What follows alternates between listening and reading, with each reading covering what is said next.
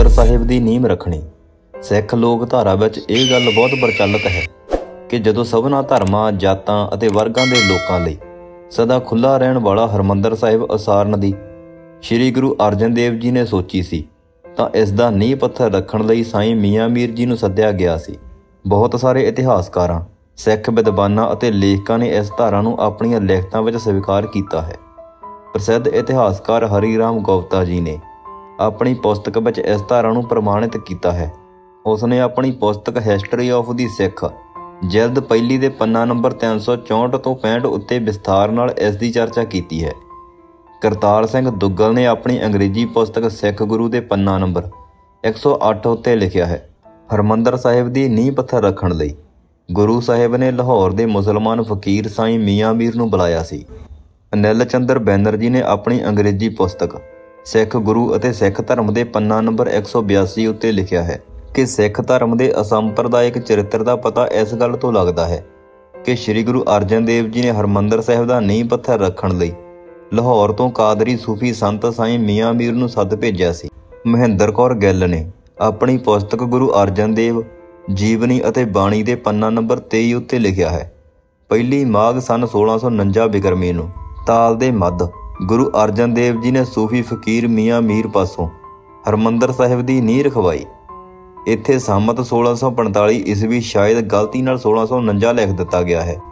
ਸ਼੍ਰੋਮਣੀ ਗੁਰਦੁਆਰਾ ਪ੍ਰਬੰਧਕ committee ਦੀ ਪ੍ਰਕਾਸ਼ਨਾ doctor Mahinder Singh Dhillon ਲਿਖਤ ਇਤਿਹਾਸ ਸ਼੍ਰੀ ਹਰਿਮੰਦਰ ਸਾਹਿਬ ਦੇ ਪੰਨਾ ਨੰਬਰ 16 ਉੱਪਰ ਲਿਖਿਆ ਹੈ, ਗੁਰੂ ਅਰਜਨ ਦੇਵ ਜੀ ਨੇ ਅੰਮ੍ਰਿਤ ਸਰੋਵਰ ਦੇ ਵਿਚਕਾਰ ਹਰਿਮੰਦਰ ਸਾਹਿਬ ਦੀ ਨੀਂਹ ਮਾਘ ਦੇ ਸੰਗਰਾਂਦ ਸੰਮਤ 1655 ਜਨਵਰੀ 1588 ਈਸਵੀ ਨੂੰ ਮੁਸਲਮਾਨ ਫਕੀਰ ਸਾਈਂ ਮੀਆਂ ਮੀਰ ਪਾਸੋਂ ਰਖਵਾਈ, ਜੋ ਗੁਰੂ ਸਾਹਿਬ ਦਾ ਪਰਮ ਮਿੱਤਰ ਅਤੇ ਸ਼ਰਧਾਲੂ ਸੀ। ਸ਼੍ਰੋਮਣੀ ਗੁਰਦੁਆਰਾ ਪ੍ਰਬੰਧਕ ਕਮੇਟੀ ਦੇ ਸਿੱਖ ਇਤਿਹਾਸ ਰਿਸਰਚ ਬੋਰਡ ਦੀ ਪ੍ਰਕਾਸ਼ਨਾ ਸਿੱਖ ਇਤਿਹਾਸ ਰਿਸਰਚ ਬੋਰਡ ਦੇ ਇੰਚਾਰਜ ਗਿਆਨੀ ਜੰਗ ਸਿੰਘ ਦੀ ਲਿਖਤ ਅੰਮ੍ਰਿਤਸਰ ਸ਼ਿਫਤੀ ਦਾ ਘਰ ਦੇ ਪੰਨਾ ਨੰਬਰ 29 ਉੱਪਰ ਲਿਖਿਆ ਹੈ, ਸ਼੍ਰੀ ਹਰਿਮੰਦਰ ਸਾਹਿਬ ਦੀ ਨੀਂਹ ਰੱਖਣ ਸਮੇਂ ਕੜਾਹ ਪ੍ਰਸ਼ਾਦ ਦੀ ਦੇਗ ਤਿਆਰ ਕੀਤੀ ਗਈ। ਪਹਿਲਾਂ ਇੱਕ ਬਹੁਤ ਵੱਡਾ ਧਾਰਮਿਕ ਸੰਮੇਲਨ ਹੋਇਆ ਜਿਸ ਵਿੱਚ ਸ੍ਰੀ ਗੁਰੂ ਅਰਜਨ ਦੇਵ ਜੀ ਮਹਾਰਾਜ ਨੇ ਸ੍ਰੀ ਹਰਿਮੰਦਰ ਸਾਹਿਬ ਦੀ ਸਾਜਣਾ ਵਾਸਤੇ ਮਨੋਰਥ ਉੱਤੇ ਚਾਨਣਾ ਪਾਇਆ। ਉਪਰੰਤ ਬਾਬਾ ਬੁੱਢਾ ਜੀ ਨੇ ਅਰਦਾਸ ਕੀਤੀ। ਸਾਈਂ ਮੀਆਂ ਮੀਰ ਜੀ ਨੇ ਨੀਂਹ ਪੱਥਰ ਰੱਖਣ ਦੀ ਰਸਮ ਅਦਾ ਕੀਤੀ। ਪ੍ਰਿੰਸੀਪਲ ਸਤਬੀਰ ਸਿੰਘ ਨੇ ਆਪਣੀ ਪੁਸਤਕ ਦਰਵੇਸ਼ੀ ਗਾਖੜੀ ਦੇ ਪੰਨਾ ਨੰਬਰ 48 ਉੱਤੇ ਲਿਖਿਆ ਹੈ, ਜਦੋਂ ਗੁਰੂ ਅਰਜਨ ਦੇਵ ਜੀ ਨੇ ਹਰ ਜੱਪੇ ਹਰ ਮੰਦਰ ਸਾਜਿਆ ਦਾ ਫੈਸਲਾ ਕੀਤਾ, ਗਿਆਨੀ ਗਿਆਨ ਸਿੰਘ ਜੀ ਦੇ ਲਿਖੇ ਅਨੁਸਾਰ 3 ਜਨਵਰੀ 1588 ਨੂੰ ਮੀਆਂ ਮੀਰ ਤੇ ਨੀਂਹ ਰਖਾਈ। ਇਸ ਪ੍ਰਕਾਰ ਹਰਿਮੰਦਰ ਸਾਹਿਬ ਦੀ ਨੀਂਹ ਮੀਆਂ ਮੀਰ ਦੁਆਰਾ ਰੱਖੇ ਜਾਣ ਦੀ ਧਾਰਨਾ ਸਿੱਖ ਵਿਦਵਾਨਾਂ, ਧਰਮ ਪ੍ਰਚਾਰਕਾਂ ਅਤੇ ਸਿੱਖ ਸੰਗਤਾਂ ਵਿੱਚ ਬੜੀਆਂ ਡੂੰਘੀਆਂ ਜੜ੍ਹਾਂ ਫੜ ਚੁੱਕੀ ਹੈ। ਭਾਈ ਸਾਹਿਬ ਭਾਈ ਵੀਰ ਸਿੰਘ ਜੀ ਨੇ ਨੀਂਹ ਰੱਖਣ ਦੇ ਸਿਲਸਿਲੇ ਵਿੱਚ ਕੋਈ ਗੱਲ ਨਹੀਂ ਕੀਤੀ, ਪਰ ਗੁਰੂ ਅਰਜਨ ਦੇਵ ਜੀ ਦੀ ਸਰਬ ਪ੍ਰਿਯ ਹਸਤੀ ਦਾ ਜ਼ਿਕਰ ਕਰਦਿਆਂ ਸ਼੍ਰੀ ਅਸ਼ਟਗੁਰੂ ਚਮਤਕਾਰ ਦੇ ਪੰਨਾ ਨੰਬਰ 81 ਉੱਤੇ ਜਿਹੜਾ ਫੁੱਟਨੋਟ ਦਿੱਤਾ ਹੈ, ਉਸ ਤੋਂ ਮੀਆਂ ਮੀਰ ਜੀ ਦੀ ਅਜ਼ਮਤ ਦਾ ਪਤਾ ਲੱਗਦਾ ਹੈ ਅਤੇ ਗੁਰੂ ਸਾਹਿਬ ਨਾਲ ਉਹਨਾਂ ਦੇ ਸਬੰਧਾਂ ਵੱਲ ਵੀ ਸੰਕੇਤ ਮਿਲਦਾ ਹੈ। ਜੈਸਾ ਕਿ ਮੀਆਂ ਮੀਰ ਵਰਗੇ ਮੁਸਲਮਾਨ ਫਕੀਰ ਵੀ ਗੁਰੂ ਜੀ ਦਾ ਸਨਮਾਨ ਕਰਦੇ ਸਨ। ਮੁੱਢਲੇ ਕੁਝ ਵਿਦਵਾਨਾਂ ਦਾ ਮਤ ਹੈ ਕਿ ਹਰਿਮੰਦਰ ਸਾਹਿਬ ਦੀ ਨੀਂਹ ਮੀਆਂ ਮੀਰ ਜੀ ਨੇ ਨਹੀਂ ਰੱਖੀ। ਅਸਲ ਵਿੱਚ ਸਿੱਖ ਇਤਿਹਾਸ ਕਈ ਪੱਖਾਂ ਤੋਂ ਅਧੂਰਾ ਮਿਲਦਾ ਹੈ। ਇਸ ਦੇ ਕਈ ਕਾਰਨ ਹਨ। ਆਰੀਆ ਜਾਤੀ ਦੇ ਲੋਕਾਂ ਦਾ ਆਪਣੇ ਇਤਿਹਾਸ ਵੱਲ ਲਾਪਰਵਾਹੀ ਵਾਲਾ ਰਵੱਈਆ ਇੱਕ ਕਾਰਨ ਹੈ। ਸਾਡੇ ਲਈ ਪ੍ਰਚਲਿਤ ਦੰਦ ਕਥਾ ਇਤਿਹਾਸਕ ਤੱਥਾਂ ਨਾਲੋਂ ਵਧੇਰੇ ਬਲਵਾਨ ਹੈ। ਵੈਸੇ ਇਤਿਹਾਸਕਾਰਾਂ ਵਿੱਚ ਤੀਜਾ ਨਜ਼ਰੀਆ ਵੀ ਲੱਭਦਾ ਹੈ, ਜਿਹੜਾ ਨਾ ਇਸ ਤੱਥ ਉੱਤੇ ਪ੍ਰਵਾਨਗੀ ਦੀ ਮੋਹਰ ਲਗਾਉਂਦਾ ਹੈ ਅਤੇ ਨਾ ਹੀ ਇਸ ਨੂੰ ਰੱਦ ਕਰਦਾ ਹੈ। ਇਹ ਪੋਪੂਲਰ ਡਿਕਸ਼ਨਰੀ ਆਫ ਸਿੱਖਿਜ਼ਮ ਵਿੱਚ ਪੰਨਾ ਨੰਬਰ 107 ਉੱਤੇ ਮੀਆਂ ਮੀਰ ਜੀ ਬਾਰੇ ਲਿਖਿਆ ਹੈ, ਉਹ 5ਵੇਂ ਗੁਰੂ ਦਾ ਨਿਕਟ ਵਰਤੀ ਅਧਿਆਤਮਿਕ ਸਾਥੀ ਸੀ ਅਤੇ ਮੁਗਲ ਦਰਬਾਰ ਵਿੱਚ ਬੜਾ ਪ੍ਰਭਾਵ ਰੱਖਦਾ ਸੀ। ਉਹ 1599 ਈਸਵੀ ਵਿੱਚ ਹਰਿਮੰਦਰ ਸਾਹਿਬ ਦਾ ਨੀਂਹ ਪੱਥਰ ਰੱਖਣ ਸਮੇਂ ਉੱਥੇ ਮੌਜੂਦ ਸੀ। ਇਸੇ ਤਰ੍ਹਾਂ ਜ਼ਾਹਿਰ ਉਦ-ਦੀਨ ਮਾਲਿਕ ਨੇ ਆਪਣੀ ਅੰਗਰੇਜ਼ੀ ਪੁਸਤਕ ਦਾ ਰੀਜਨ ਆਫ ਮੁਹੰਮਦ ਸ਼ਾਹ ਦੇ ਪੰਨਾ ਨੰਬਰ 348 ਉੱਤੇ ਲਿਖਿਆ ਹੈ ਕਿ ਪ੍ਰਮਾਣਿਕ ਸਿੱਖ ਰਵਾਇਤ ਅਨੁਸਾਰ ਮੀਆਂ ਮੀਰ ਗੁਰੂ ਅਰਜਨ ਦੇ ਸੱਦੇ ਉੱਤੇ ਅੰਮ੍ਰਿਤਸਰ ਵਿਖੇ ਸਵਰਨ ਮੰਦਰ ਦੀ ਨੀਂਹ ਰੱਖਣ ਦੀ ਰਸਮ ਵਿੱਚ ਸ਼ਾਮਲ ਹੋਇਆ। ਸਾਡੀ ਜਾਚੇ ਮੀਆਂ ਮੀਰ ਦੀ ਇਸ ਸਮਾਰੋਹ ਵਿੱਚ ਸ਼ਮੂਲੀਅਤ ਤੋਂ ਵੀ ਭਾਵਨਾਤਮਕ ਸਾਂਝ ਦੇ ਉਹ ਅਰਥ ਉਜਾਗਰ ਹੁੰਦੇ ਹਨ ਜਿਹੜੇ ਉਸ ਦੁਆਰਾ ਨੀਂਹ ਰੱਖੇ ਜਾਣ ਦੀ ਰਵਾਇਤ ਤੋਂ ਜੇ ਕੋਈ ਫਰਕ ਰਹਿ ਜਾਂਦਾ ਹੈ ਤਾਂ ਉਹ ਕੇਵਲ ਮਕਾਨਕੀ ਪ੍ਰਕਾਰ ਦਾ ਹੀ ਹੈ। ਕਿਸੇ ਵੀ ਧਰਮ ਜਾਂ ਸੱਭਿਆਚਾਰ ਦੀਆਂ ਮਿੱਥਾਂ ਅਤੇ ਦੰਦ ਕਥਾਵਾਂ ਦੇ ਮਕਾਨਕੀ ਅਰਥਾਂ ਦਾ ਮਹੱਤਵ ਨਹੀਂ ਹੁੰਦਾ। ਉਸ ਵਿੱਚੋਂ ਪ੍ਰਾਪਤ ਭਾਵਨਾਵਾਂ ਹੀ ਮੂਲ ਸਰੋਕਾਰ ਦੀ ਵਿੱਥ ਹੁੰਦੀਆਂ ਹਨ। ਹਰਿਮੰਦਰ ਸਾਹਿਬ ਦੀ ਨੀਂਹ ਰੱਖੇ ਜਾਣ ਦੇ ਪ੍ਰਸੰਗ ਦਾ ਇੱਕ ਹੋਰ ਪੱਖ ਵੀ ਹੈ। ਉਹ ਹੈ ਰੱਖੀ ਹੋਈ ਇੱਟ ਨੂੰ ਚੱਕ ਕੇ ਮਿਸਤਰੀ ਦੁਆਰਾ ਫੇਰ ਟਿਕਾਏ ਜਾਣਾ। ਇਹ ਗੱਲ ਸਿੱਖ ਲੋਕਧਾਰਾ ਵਿੱਚ ਬੜੀ ਪ੍ਰਚਲਿਤ ਹੈ। ਭਾਈ ਸੰਤੋਖ ਸਿੰਘ ਹੋਰਾਂ ਨੇ ਵੀ ਇੱਕ ਲੇਖ ਵਿੱਚ ਇਸ ਦਾ ਜ਼ਿਕਰ ਕੀਤਾ ਹੈ। ਇਸ ਬਾਰੇ ਇੰਨਾ ਕਹਿਣਾ ਹੀ ਕਾਫੀ ਹੈ। ਸਿੱਖ ਮੱਤ ਵਿੱਚ ਸ਼ਰਾਬ ਆਦਿ ਸੰਕਲਪਾਂ ਵਾਸਤੇ ਸਾਡੀ ਜਾਚੇ ਕੋਈ ਥਾਂ ਨਹੀਂ। ਭਾਈ ਸਾਹਿਬ ਭਾਈ ਵੀਰ ਸਿੰਘ ਜੀ ਨੇ ਭਾਈ ਸੰਤੋਖ ਸਿੰਘ ਦੁਆਰਾ ਰਚਿਤ ਸੂਰਜ ਪ੍ਰਕਾਸ਼ ਦੀ ਸੰਪਾਦਨਾ ਕਰਦਿਆਂ ਪੰਨਾ ਨੰਬਰ 1856 ਉੱਪਰ ਲਿਖਿਆ ਹੈ, ਸਤਿਗੁਰੂ ਹਰ ਨਿੱਕੀ ਵੱਡੀ ਗੱਲੇ ਸ਼ਰਾਬ ਨਹੀਂ ਦਿਆ ਕਰਦੇ ਸਨ, ਫਿਰ ਆਪਣੇ ਸਰੋਵਰ ਅਤੇ ਮੰਦਰ ਨੂੰ ਸ਼ਰਾਬ ਦੇਣਾ ਅਸੰਭਵ ਹੈ। ਗਿਆਨੀ ਕਿਰਪਾਲ ਸਿੰਘ ਜੀ ਤਾਂ ਇਸ ਸ਼ਰਾਬ ਵਾਲੀ ਗੱਲ ਨੂੰ ਮੂਲੋਂ ਹੀ ਰੱਦ ਕਰਦੇ ਹਨ, ਪਰ ਭਾਈ ਵੀਰ ਸਿੰਘ ਇਸ ਤੱਤ ਤੋਂ ਮੂਲੋਂ ਇਨਕਾਰੀ ਨਹੀਂ, ਭਾਵੇਂ ਅਰਥ ਕੁਝ ਹੋਰ ਲੈਂਦੇ ਹਨ। ਉਹ ਲਿਖਦੇ ਹਨ, ਕਵੀ ਜੀ ਹਿੰਦੂ ਬਜ਼ੁਰਗਾਂ ਦੇ ਤਰੀਕੇ ਅਤੇ ਹਰ ਹੋਣਹਾਰ ਦੇ ਅਗੰਮ ਬਾਚਣ ਨੂੰ ਸ਼ਰਾਬ ਕਹਿ ਦਿੰਦੇ ਹਨ। ਕਾਰੀਗਰ ਦੇ ਇੱਟ ਚੁੱਕਣ ਤੋਂ ਸਤਿਗੁਰਾਂ ਨੇ ਭਵਿੱਖਤ ਬਾਕ ਕਿਹਾ ਹੈ ਕਿ ਇਸ ਤੇ ਸਹੀ ਹੋਇਆ ਕਿ ਮੰਦਰ ਇੱਕ ਵੇਰ ਢਹਿ ਕੇ ਫੇਰ ਉਸਰੇਗਾ। ਸਿੱਖ ਬੁੱਧੀਮਾਨ ਗਿਆਨੀ ਭਜਨ ਸਿੰਘ ਨੇ ਆਪਣੀ ਪੁਸਤਕ ਸ੍ਰੀ ਹਰਿਮੰਦਰ ਸਾਹਿਬ ਦੇ ਪੰਨਾ ਨੰਬਰ 42 ਉੱਤੇ ਇਸ ਸੰਬੰਧੀ ਸੁਰਿੰਦਰ ਸਿੰਘ ਕੋਹਲੀ, ਜੰਗ ਸਿੰਘ ਆਦਿ ਵਿਦਵਾਨਾਂ ਨਾਲੋਂ ਪੇਸ਼ ਸ਼ਰਾਬ ਦੀਆਂ ਅਜਿਹੀਆਂ ਗੱਲਾਂ ਦਾ ਜਿਹੜੇ ਜ਼ੋਰਦਾਰ ਸ਼ਬਦਾਂ ਵਿੱਚ ਖੰਡਨ ਕੀਤਾ ਹੈ। ਉਹ ਸਾਡੀ ਮਨੋਭਾਵਨਾ ਦੀ ਪੂਰੀ ਤਰ੍ਹਾਂ ਤਰਜਮਾਨੀ ਕਰਦੇ ਹਨ। ਗੁਰੂ ਘਰ ਵਿੱਚ ਸ਼ਰਾਬ ਦਾ ਕੋਈ ਸੰਕਲਪ ਨਹੀਂ ਹੈ। ਗੁਰੂ ਘਰ ਤੋਂ ਕਦੇ ਕਿਸੇ ਨੂੰ, ਇੱਥੋਂ ਤੱਕ ਕਿ ਵਿਰੋਧੀ ਅਤੇ ਦੁਸ਼ਮਣ ਨੂੰ ਵੀ ਸ਼ਰਾਬ ਨਹੀਂ ਦਿੱਤਾ ਗਿਆ। ਗੁਰੂ ਅਰਜਨ ਦੇਵ ਜੀ ਦੇ ਵੱਡੇ ਭਰਾ ਪ੍ਰਿਥੀ ਚੰਦ ਨੇ ਕੀ ਕੁਕਰਮ ਨਹੀਂ ਕੀਤੇ, ਪਰ ਇੱਕ ਵਾਰ ਵੀ ਗੁਰੂ ਸਾਹਿਬ ਦੇ ਮੂੰਹੋਂ ਸ਼ਰਾਬ ਨਹੀਂ ਨਿਕਲਿਆ। ਮਿਸਤਰੀਆਂ ਦੀ ਨਿੱਕੀ ਜਿਹੀ ਗਲਤੀ ਤੇ ਆਪਣੇ ਉਸਾਰੇ ਪਵਿੱਤਰ ਅਸਥਾਨ ਲਈ ਸ਼ਰਾਬ ਕਿਸ ਤਰ੍ਹਾਂ ਮੁੱਖ ਤੋਂ ਨਿਕਲ ਸਕਦਾ ਹੈ। ਸਾਰਾ ਸਰੋਵਰ ਦੁਸ਼ਮਣ ਦੁਆਰਾ ਢਾਹ ਦੇਣ ਨਾਲੋਂ ਤਾਂ ਉਸ ਵੇਲੇ ਗਲਤ ਬਣੀਆਂ ਪੌੜੀਆਂ ਦੁਬਾਰਾ ਢਾਹ ਕੇ ਬਣ ਸਕਦੀਆਂ ਸਨ।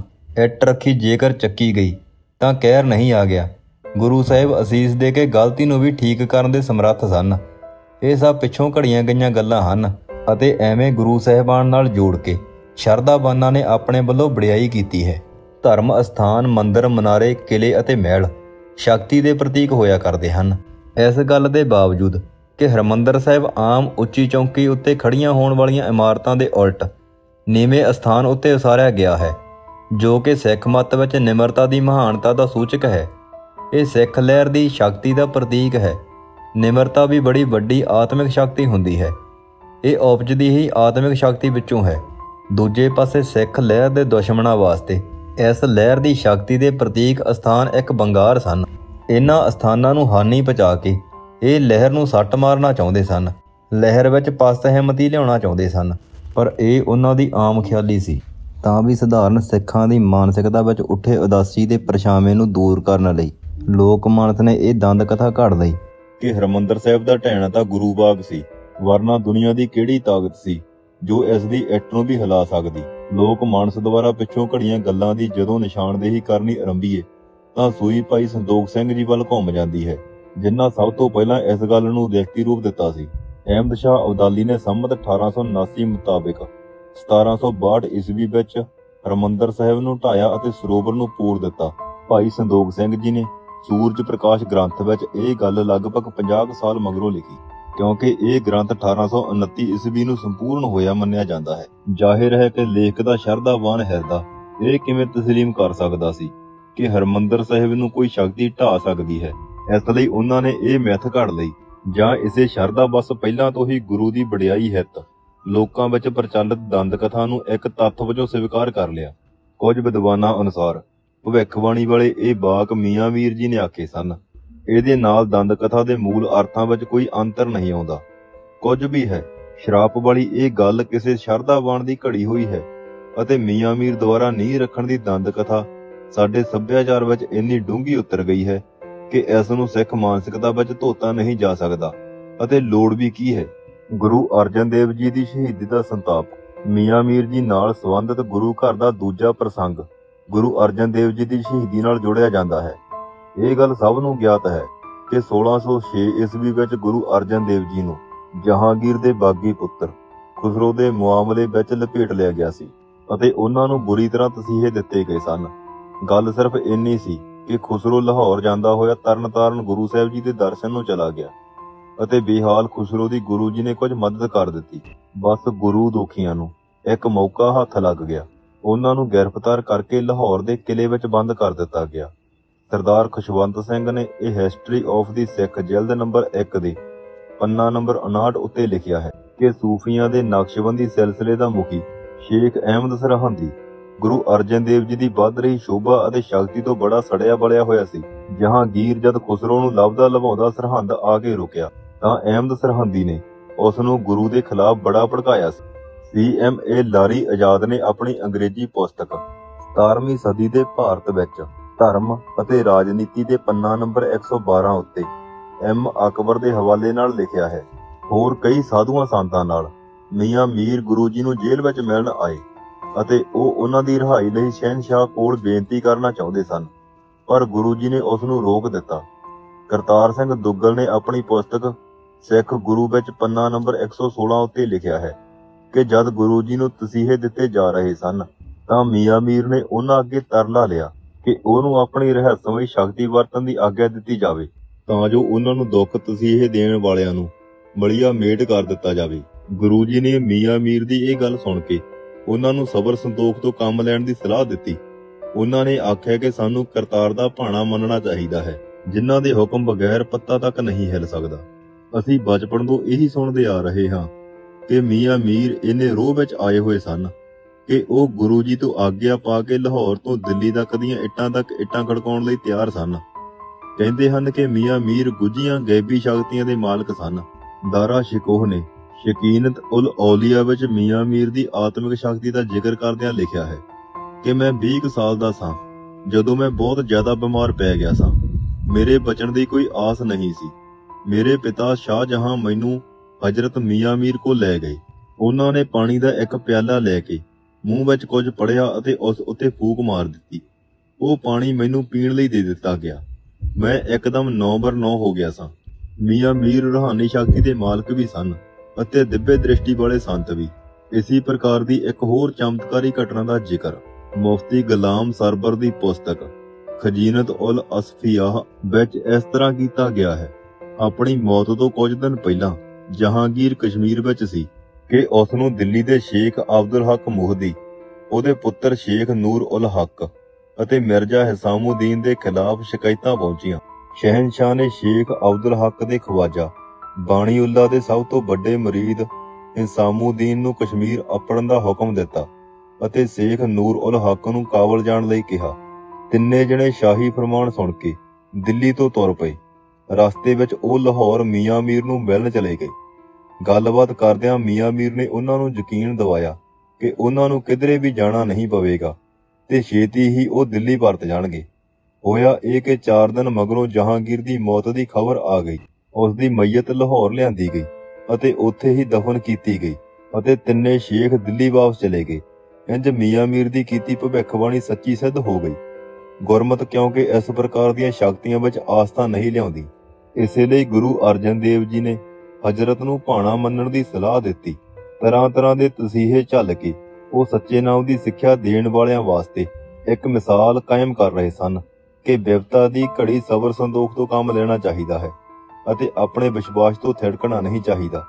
ਬਿਪਤਾ ਦੀਆਂ ਘੜੀਆਂ ਵਿੱਚ ਹੀ ਮਨੁੱਖ ਦੇ ਆਤਮ ਵਿਸ਼ਵਾਸ ਦੀ ਅਸਲ ਪਰਖ ਹੁੰਦੀ ਹੈ। ਅੱਗੇ ਸੁਣੋਗੇ ਮਾਤਾ ਕੌਲਾਂ ਦਾ ਕਿੱਸਾ, ਗੁਰੂ ਹਰਗੋਬਿੰਦ ਸਾਹਿਬ ਜੀ ਦੀ ਰਿਹਾਈ ਅਤੇ ਮੀਆਂ ਮੀਰ ਜੀ ਦੀ ਅਜ਼ਮਤ। ਸੋ ਜੁੜੇ ਰਹਿਣਾ ਇਸੇ ਤਰ੍ਹਾਂ। ਮਿਲਦੇ ਹਾਂ ਅਗਲੀ ਵੀਡੀਓ ਵਿੱਚ। ਧੰਨਵਾਦ।